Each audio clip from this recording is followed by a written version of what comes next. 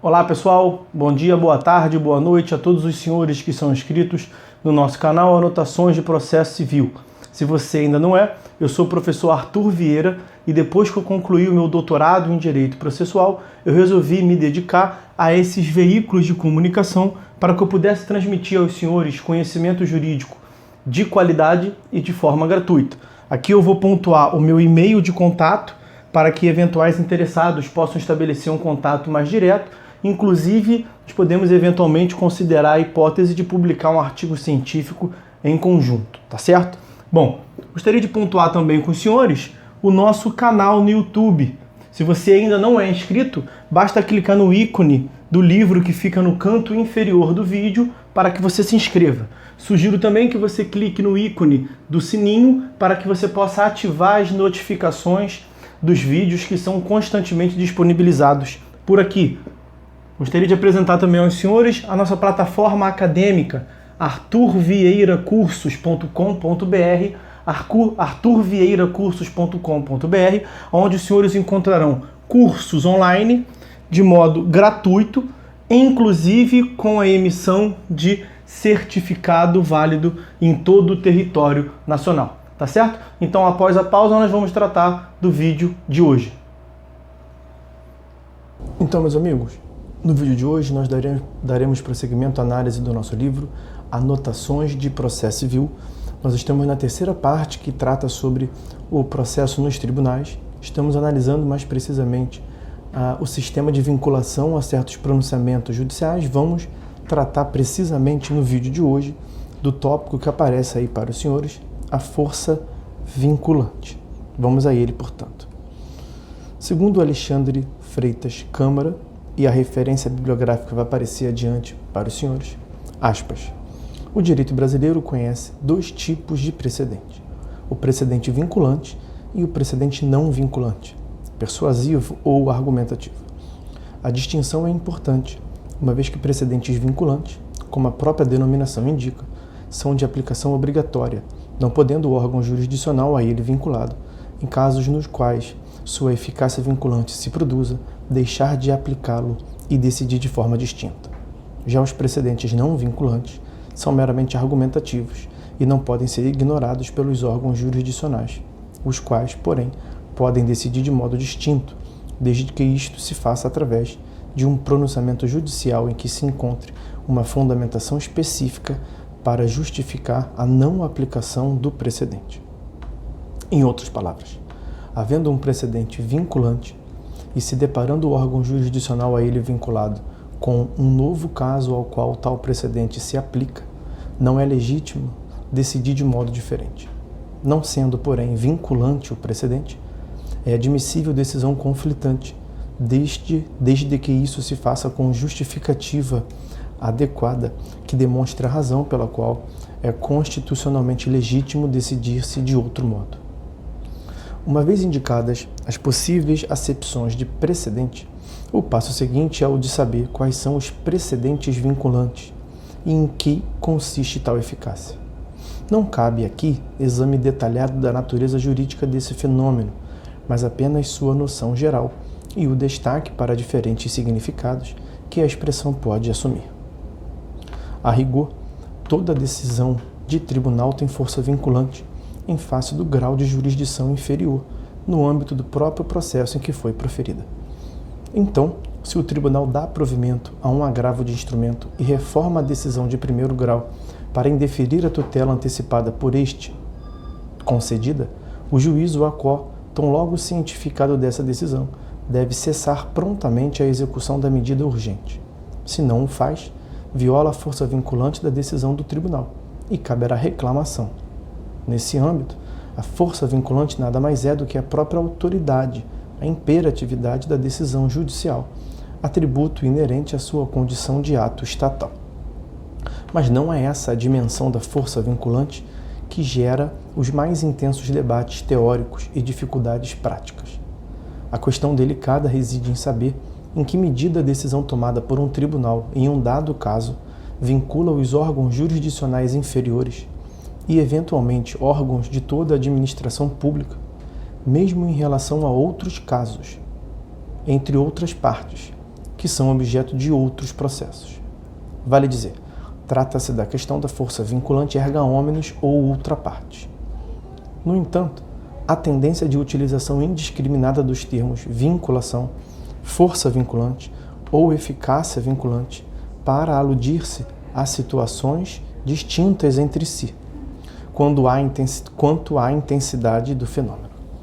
Identificam-se pelo menos 3 diferentes significados para o termo vinculação, no que concerne a força de um pronunciamento judicial em face de outros órgãos julgadores. Essas 3 acepções correspondem a diferentes graus de impositividade que pode ser assumida por um pronunciamento judicial. É assim que se fala em, por exemplo, vinculação padrão ou vinculação de grau fraco, vinculação fraca. Em um primeiro sentido, o termo vinculação é utilizado para designar a força persuasiva de um determinado precedente jurisprudencial. Trata-se da eficácia tradicional da jurisprudência nos sistemas da civil law, mas não se deve subestimar essa dimensão do precedente. Mesmo em sistemas de civil law, como o brasileiro, a segurança jurídica, a isonomia e a certeza do direito impõem que os tribunais decidam de modo harmônico e coerente. Nos estados descentralizados, adiciona-se ainda outro fundamento, a exigência de unidade federativa. Fala-se ainda em vinculação média. Em uma segunda acepção, alude-se à eficácia vinculante em referência a hipóteses em que, tendo em vista a existência de precedentes ou de uma orientação jurisprudencial consolidada, a lei autoriza os órgãos judiciais ou da administração pública a adotar providências de simplificação do procedimento e consequente abreviação da duração do processo.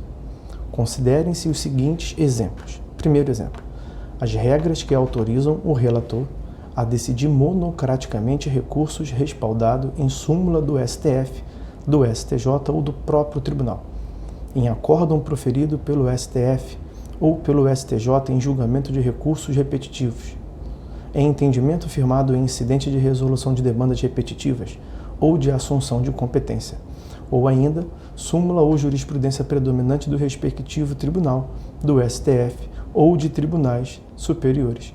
Artigo 932, incisos 4º e 5º. Essa é uma hipótese do artigo 332 do julgamento liminar de improcedência.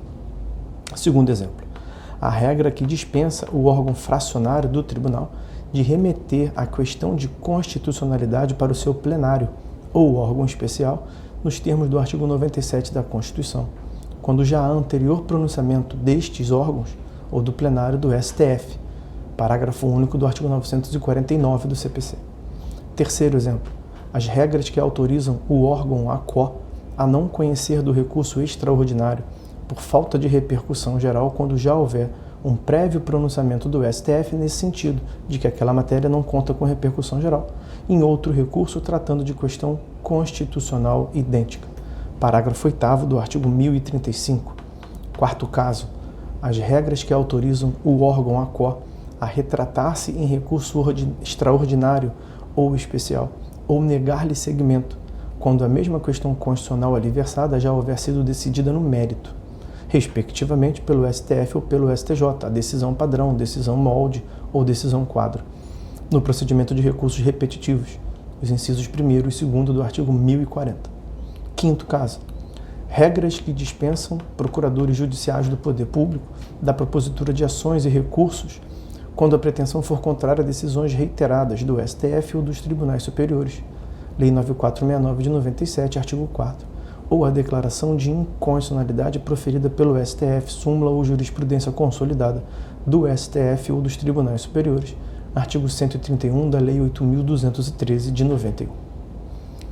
Nessas normas, a ênfase não está tanto na imposição, na obrigatoriedade de observância do precedente, que de todo modo pode existir e normalmente existe por força de outras normas, mas sim essas normas estão preocupadas com a autorização ao órgão jurisdicional inferior ou ao procurador público para que ele deixe de observar uma determinada imposição, para que ele possa, invocando o precedente, simplificar a sua atividade. Em vez de levar a apelação ao julgamento do colegiado, o relator mesmo julga.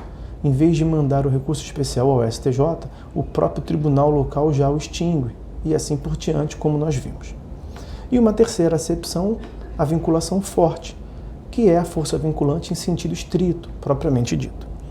A força vinculante em sentido estrito vai além dos dois fenômenos examinados nos itens anteriores. Ela é a própria imposição da adoção do pronunciamento que se reveste de tal força pelos demais órgãos aplicadores do direito, órgãos judiciais de grau de jurisdição inferior e, eventualmente, até mesmo órgãos administrativos, na generalidade dos casos em que a mesma questão jurídica se puser, sob pena de afronta à autoridade do tribunal emissor daquela decisão. Tal afronta autoriza, inclusive, a formulação de reclamação perante o tribunal prolator da decisão revestida de força vinculante e que foi desrespeitada, evidentemente, para a preservação de sua autoridade. Portanto, é dessa acepção, ou é desse grau de força vinculante que se tratará no tópico seguinte, a obrigatoriedade, portanto, de observância pelos demais órgãos, tanto jurisdicionais como administrativos, como analisamos, de observância desses preceitos, desses pronunciamentos judiciais. Vamos ficando por aqui, portanto, nesse vídeo. No próximo vídeo, nós trataremos do item que está destacado aí para os senhores, a força vinculante no processo civil. Por hora é só, meus amigos. Fiquem todos com Deus e até uma próxima.